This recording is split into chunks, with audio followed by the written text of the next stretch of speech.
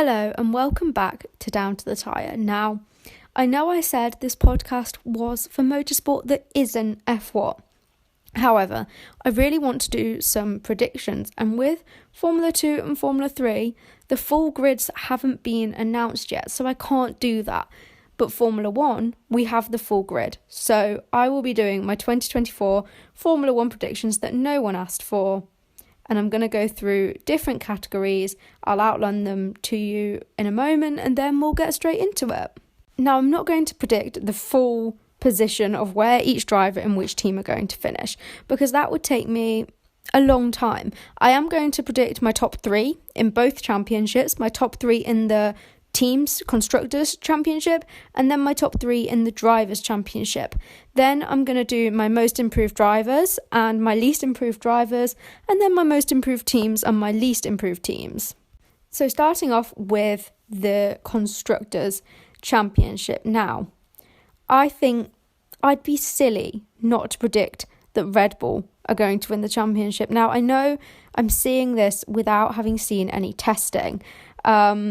So I know that these predictions may not be accurate, and after testing I might think, what on earth was I talking about? Because obviously we can see things in testing that can be misleading if teams are sandbagging or if they're not living up to their full performance, but there can also be things in testing where you realise, oh, that team actually has a lot of potential this year, oh, that team's got a lot worse. It can kind of help to we saw Aston Martin do really well in testing last year and then they went on to do well in the season. So I'm doing this completely blindly because testing hasn't actually happened yet. But I think without even seeing testing, I don't think it's a silly prediction to predict that I think Red Bull are going to win the teams championship, the constructors championship. Keep calling it teams championship because that is what it's called in the feeder series, but it's constructors in Formula 1. So I think we're starting this off with a pretty tame prediction. But I think Red Bull are going to be the team that win the championship. But I'm going to throw in another smaller prediction here just because it's a pretty boring prediction just to predict that Red Bull are going to win the championship. I think Max Verstappen is going to do it solo again. I think he is going to win the team's championship, the constructors championship, without even needing a teammate. I think Checo is going to be there. Do I think he's going to be there all season? No. I think they're going to do a swap midway through. So I think Danny Rick is going to be put into that second Red Bull seat halfway through the season. And then I don't think either Checo or Danny Rick is going to be anywhere near Max in the championship. I think Max is going to be well ahead of whoever his teammate is by the end of the season. And I think he's going to win the Constructors' Championship entirely, single-handedly, without even needing a teammate. So that's, to spice up that prediction a little bit, because I feel like predicting that Red Bull are going to win the Constructors' Championship isn't a very spicy prediction. So I'll throw in that Max is going to do it completely by himself and that he's going to have two different teammates throughout the year.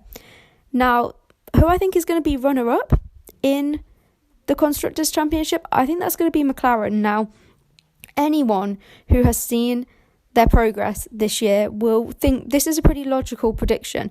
Obviously, they could not maintain that throughout the off-season. They could come back in 2024 and the car isn't as good, but I think they've got one of the best lineups on the grid with Lando Norris and Oscar Piastri. I think, they've both been performing really, really well at the end of 2023. So I think they're going to bring that momentum into 2024. And I do think McLaren are going to finish second in the Constructors' Championship.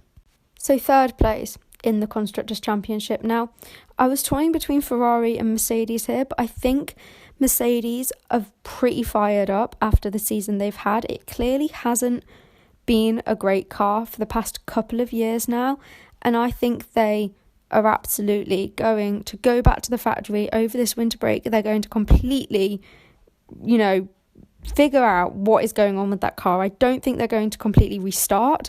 I think they're going to keep the car that they've got as a base, but I think they're going to really dive deep and figure out what is wrong with it at the moment, and they're going to do anything they can to fix what's going on. And I think that fire that they've got to do better, obviously Toto's been, put through the media a bit recently with the situation with Susie Wolff. I think he's going to be fired up. I think Hamilton is fired up. I think Russell didn't perform as well as he should have done this year, so I think he's going to be fired up. So I think both Mercedes drivers and the team, all the engineers, everyone back at the factory are going to be really trying to have the best season possible in 2024, and I think that's going to put them in third place in the Constructors' Championship. So the next one is the Drivers' Championship. Now, I've already leaked who I think is going to win the Drivers' Championship in this podcast episode. I think it's going to be Max Verstappen. Do I need to say any more? I don't think that's a bold prediction at all. I think he's going to do 4 in a row. I think he's going to do what Sebastian Vettel did. I think he's going to win 4 championships in a row with Red Bull. Second to him, obviously I've put McLaren as the runners-up in the Constructors' Championship. I think Lando Norris will be the runner-up in the Drivers' Championship. I think he'll do better than Piastri purely because of his experience. I think Piastri will do well, but I think Lando will do better, and I think he will be the runner-up to Max Verstappen in the championship next year. Third place, I was toying between the Mercedes drivers here. I think Lewis has had a better year this year, but I think Russell will come back fighting, and I think George Russell is going to be third in the Drivers' Championship next year because I think he will come out fighting knowing that he lost to Lewis this year. So they're my Constructors and my Drivers' Championship predictions. In the Constructors, Red Bull, McLaren, Mercedes, and in the Drivers' Championship, Max Verstappen, Lando Norris, George Russell. Now I'm going to go on to talk about my most improved drivers. So for each of these categories, I've picked 3 drivers or teams who I think are going to be either the most improved or the least improved. The first most improved driver, this is a bold one. I've gone for Lance Stroll. This guy has had some of the best teammates in the business. Sergio Perez, one of them, and then Sebastian Vettel, Fernando Alonso. He has surely learnt something from one of them by this point, and I think with how the media have kind of been treating him for the past few years, look, I think this may just be a desperation prediction more than anything. I think I am just willing him to improve because let's face it, he is not going anywhere. He is not going to be leaving that team anytime soon. The only way he's going anywhere is if Lawrence Stroll sells the team. So I am just begging him to improve at this point, and you know what, maybe if I put my faith in him, it will work. Or maybe I will jinx him. Time will tell. But I just think he's got to improve at this point. I don't think he really has another option. I think it's really make or break for him, even though there's not really much break because the break doesn't exist, because he's not going to lose his seat because his dad owns the team. But I think something's got to happen for Lance. It's got to. It's almost impossible for it not to, because he showed potential earlier this year. I feel like he had some really great moments, and I don't know, it sort of dipped in the middle, but then at the end of the season he was looking strong again, so I'm just hoping next year can be quite consistent for him. And I think if he just manages to have a consistent season and has more of his highs and less of the lows, that will be progress, and that's enough to make me put him as an improved driver. My fingers are crossed for Lance. I'm a little bit doubtful of my own prediction, but I'm saying it boldly, I'm putting it on the record, we'll see what happens. Now, the next driver I have put down is the most recent driver to have his contract confirmed for 2024, and that is Logan Sargeant. Now, it was very up in the air whether he would be getting his contract extended. Obviously, now he has done. I think that shows that the team do believe in him. They could have probably had Frederic Vesti if they'd wanted Vesti on their team, or obviously another driver, maybe one with more experience, but they chose to retain Logan Sargeant. They went back, they looked at the data, they looked at all that information, and they decided he was worthy of the seat. I think that shows that he does have potential, and I think that shows that things are going to improve next year. Obviously, this year he was just getting used to the team. He was just getting used to the sport, Formula 1. You know, he'd stepped up from Formula 2.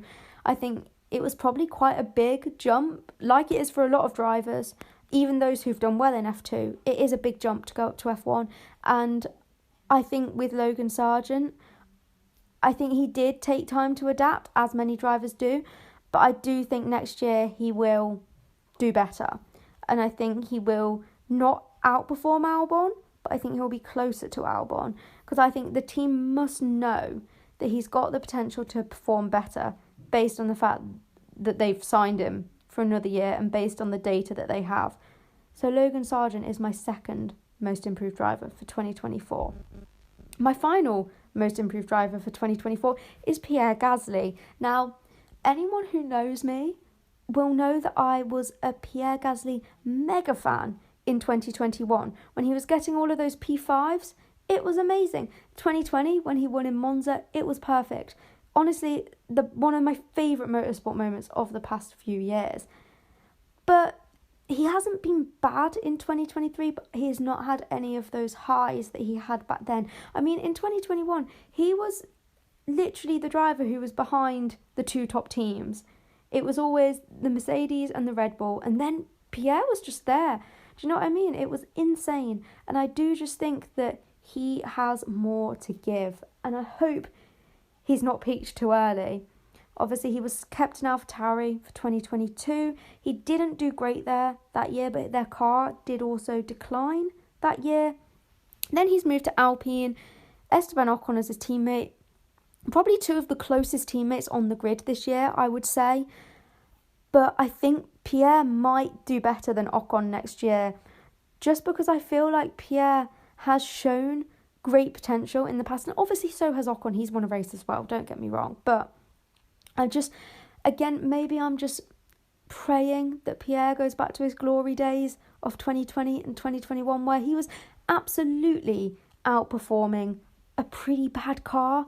And I would love to see him outperform a pretty mid car. I would say the Alpine isn't anything special. It's all right. It's not bad, but it's not great. I really want to see him prove that he can outperform that car and do better than that car should be able to do. I'm also intrigued to see how Pierre and Esteban's relationship continues to develop in 2024, but we'll get on to that in a bit. Now, my next segment is the least improved drivers. So the most improved drivers were Lance Stroll, Logan Sargent and Pierre Gasly.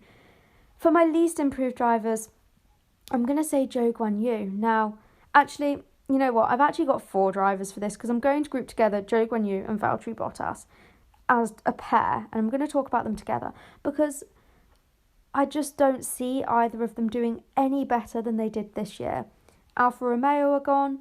Sauber's got a really strange name. I can't even remember it. Let me look it up and I will edit myself in. It's literally called the Stake F1 Team Kick Sauber, me from the future. So I mean, we're not off to a great start based on the name of the team. And I just don't see either driver improving. I think Valtteri Bottas is kind of doing what Kimi Raikkonen did. He's there. He's, not bad enough to get removed from the grid, but he's also not doing anything notable or talk-worthy. But Zhou Guanyu as well, he's in his going into his third year of Formula 1 in 2024.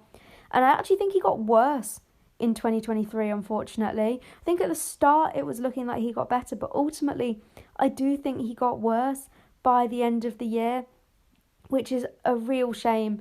And I just don't really see it getting any better next year. I feel like once Audi step in, both of those drivers are going to be at risk of losing their seat, because I think Audi are going to want to come in with a fresh lineup in 2026, potentially with some German drivers in to match the nationality of the Audi brand. I don't know. We'll see what happens, but yeah, I've just not got much hope for either Sauber driver. Now, the next driver on my list is Sergio Perez. I just don't think he's going to improve from where he is this year.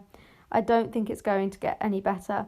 And originally I did think perhaps Daniel Ricciardo won't improve and he'll just be at AlphaTauri, and he will just be a bit mid. But then I remembered what Red Bull are like. And then I just thought it really could be a year where they get a bit silly when it's not a silly season, if you know what I mean.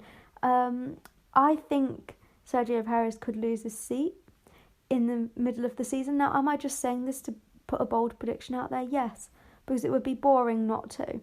I think Daniel Ricciardo will be switched into that Red Bull mid-season, and I think they'll put Sergio Perez in that AlphaTauri just to finish off the season at AlphaTauri, and then hopefully next year Liam Lawson will come in and Perez will be out.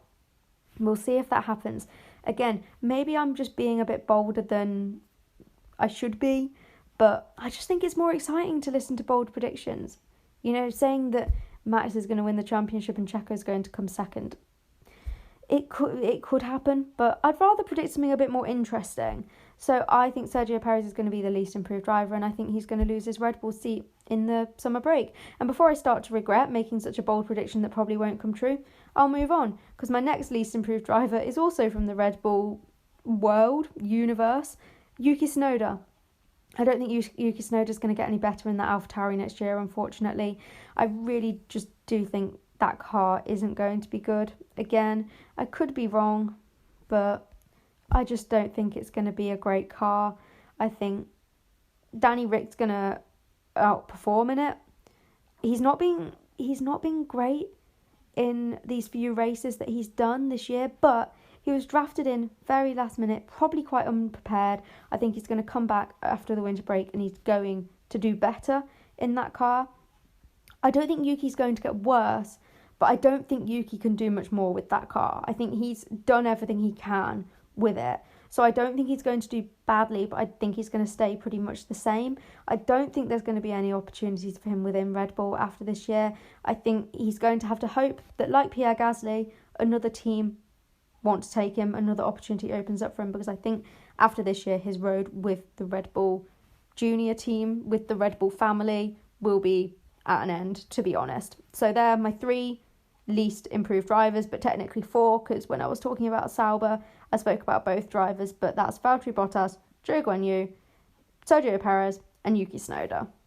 Now we're going to go on to most improved teams, and to balance things out, because I gave 4 least improved drivers, I'm just going to give 2 most improved teams, because to be honest I was trying to think of a third and I just can't really think of anyone that stands out as much as these 2 that I'm about to talk about.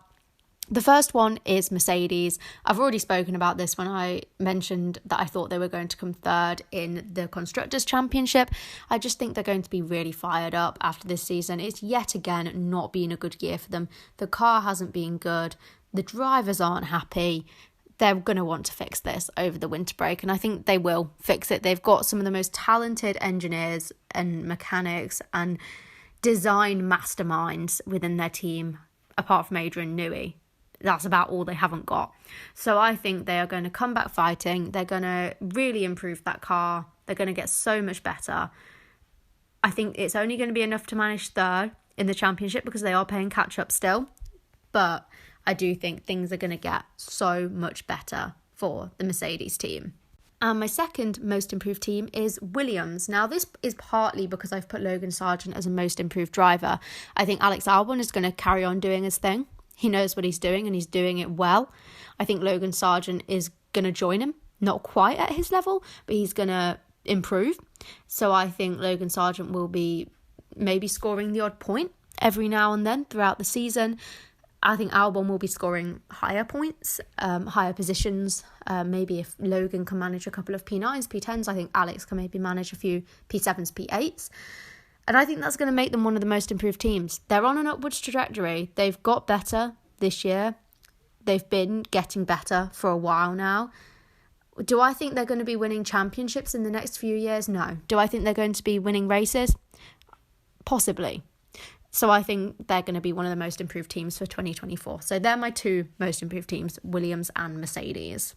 Now we go on to my least improved teams. I've already spoken about Sauber. It's obvious they're going to be on my list. I think both drivers aren't going to improve, and I don't think the team is going to improve either. I really think Sauber are in a bit of a waiting game, waiting around for Audi to come in, and I think they're just gonna coast until that happens. I really don't see them getting any better until Audi come in. I don't think the car's going to get better. I don't think the drivers are going to get better. I think they're just going to be in the exact same place as they have been in 2023. So yeah, Sauber, my first least improved team of 2024. My next least improved team are Alpine. Now, I don't think either driver is going to be bad, but Alpine have been mid for a while now, and I don't see that changing. I just think they're going to continue to be around the P5 in the championship mark. I just think they're going to be there. They're going to be not bad, but they're not going to be good. They're not going to be at the bottom of the Constructors' Championship, but they're also not going to be at the top.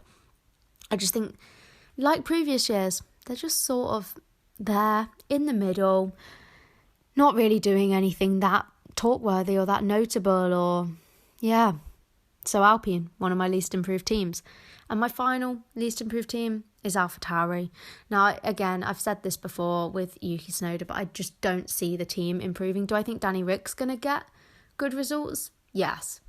And I think he's going to do well. Yuki, do I see him doing well? Yes. Do I see him doing better than 2023? No. So I think AlphaTauri are just going to kind of stay the same. The only reason they might score more points is because I think Danny Rick's going to outperform the car, but the car itself, I don't think will have improved. So yeah, they're my third and final least improved team. So that's Sauber, Alpine, AlphaTauri. And also I've been calling them AlphaTauri throughout all of this because I'm not calling them racing bulls. I'm sorry. No, they're AlphaTauri still to me. Until they've officially announced that they're racing bulls, I'm not calling them that. It's like the fact I still call X Twitter.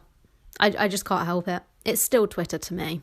I think my prediction that AlphaTauri aren't going to improve just stems from the fact that even though they say they're not Red Bull's junior team and they're moving away from that, I just can't unsee them as that. I can't think of them as not being a junior team. I think if they're trying to shake it up and move away from that, it's not happened yet. And obviously they're never going to be at the top. They're never going to be beating Red Bull. So I just can't see them improving. This new era might lead to that, but I just don't think this year it will lead to that. So yeah, that is why I feel the way I do about AlphaTauri. So they're my three least improved teams, Sauber, Alpine and AlphaTauri. Now, I know I didn't say I was going to do this at the start of the episode, but this is a little bonus for the people who've listened this long because I'm just going to do some bold predictions because why not? I like hearing people's bold predictions, even if they're completely unrealistic and are never going to happen. So yeah, my first bold prediction is the fact that I think Danny Rick is going to take Checo's seat midway through. I've spoken about that multiple times throughout this podcast. Do I think it's really going to happen? No. Am I just hopefully manifesting some drama? Yes, because this season has been a little bit boring. So maybe I'm just hoping that there's going to be some drama here. My next bold prediction, I think Oscar Piastri is going to win a race. I do. And I think Lando Norris is going to win a race as well. I think both McLarens are going to win a race this season. Again, am I just hoping for a race winner other than Max Verstappen? Yes, I am. And, I'm fine with that. My next prediction is that Charles Leclerc is going to continue to extend his kind of talent at this point of getting pole and not winning the race. I think he's going to carry on building up poles, and I don't think he's going to win a race. I think he's just going to carry on traditions. Unfortunately, I already mentioned this one briefly, but I think Logan Sargent is going to finish in the points at least once. At least. I said I was going to come back to talking about the Alpine relationship between Ocon and Gasly. I think things have been very calm this year. They had that little incident in Australia, but for the most part, things have been calm. Ocon has said he's pretty much just abandoning his personal life and giving his all to racing this year. Is this going to be the return of maniac Esteban Ocon? Because I think it could be. So I think Ocon and Gasly are going to run into each other this year. I think it's going to cause some drama. I think Ocon's going to be a bit unhinged this year. He's been too well behaved this year. I just think something is going to happen. So yeah, I don't think the Ocon-Gasly relationship is going to be as smooth sailing as it was this year because it's been pretty drama-free this year from what we've seen. Obviously, don't know what's going on behind the scenes, but it's been pretty drama-free. But I just feel like there's going to be something that happens that is big enough for the media to find out about it this year between Ocon and Gasly. And I partly think that's because they've both been on best behaviour this year because they know that all the media were talking about the relationship before they were in the team, and I think they just wanted to prove it wrong, but I just think they can't keep it up forever. But maybe they can. Maybe they will. But just for the sake of some spicy predictions to, make things a bit more interesting, I think they're going to have some kind of fight this year, whether that's on track or off track. I'm aware I haven't actually mentioned Fernando Alonso at all this video. It's not a very bold prediction, but I think he'll get another podium next year, at least one. But that's a pretty boring prediction because he got quite a few podiums this year. I just think he's capable of doing it again. I don't think he's going to be the most improved driver. I don't think he's really going to improve. I don't think he really could improve because he did so well this year. But I do think he's going to continue to do well. My next prediction is that I think people are going to start getting really fed up with the number of races there are, because there's 24 races on the calendar next year, which is, I guess it's kind of nice because it's 2024 and there's 24 races. Would be even more satisfying if there was 24 drivers, but that's not happening. But I think people are, obviously with the sprint races happening as well on top of that, I think people are actually going to kind of get fed up with the amount of races that there are, especially if the max domination continues. I think people are going to get a bit bored. I don't know. I just think fans are going to get a bit fed up with it. And I think the drivers are going to get just so exhausted that by the end of the season, they do not care.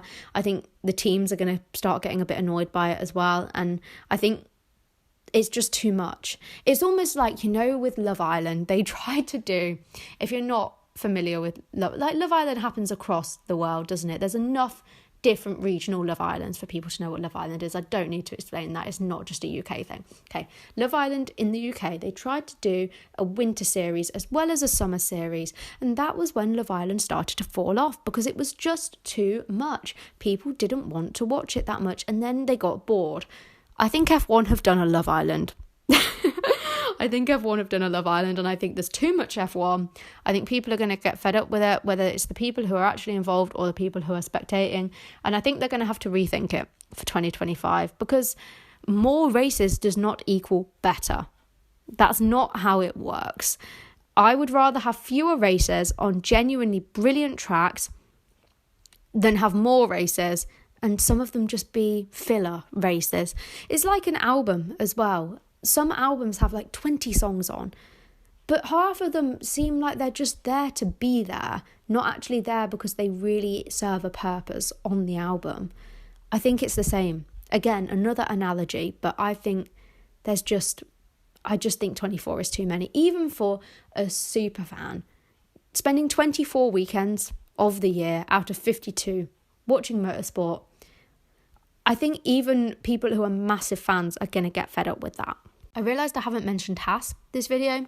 I think Kevin Magnussen is at risk of losing his seat if he doesn't get better this year.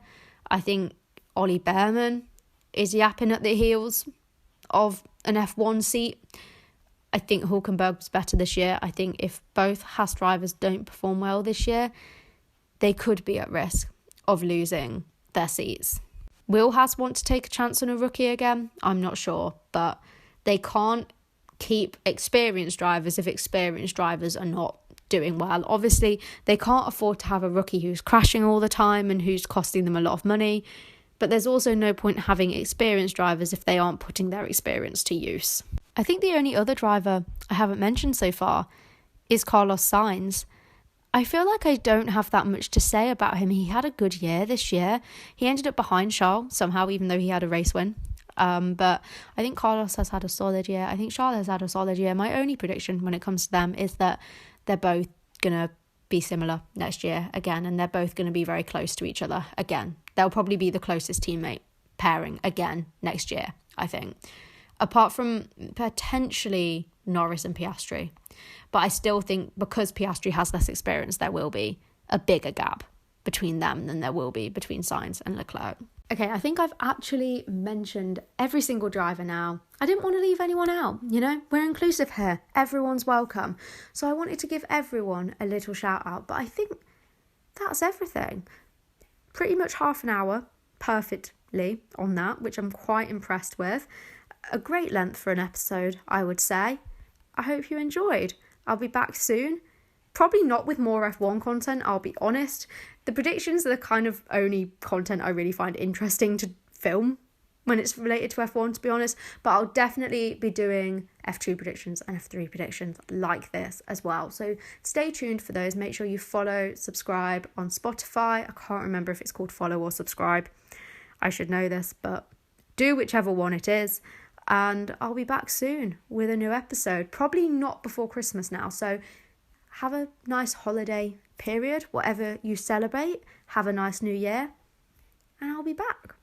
Goodbye for now.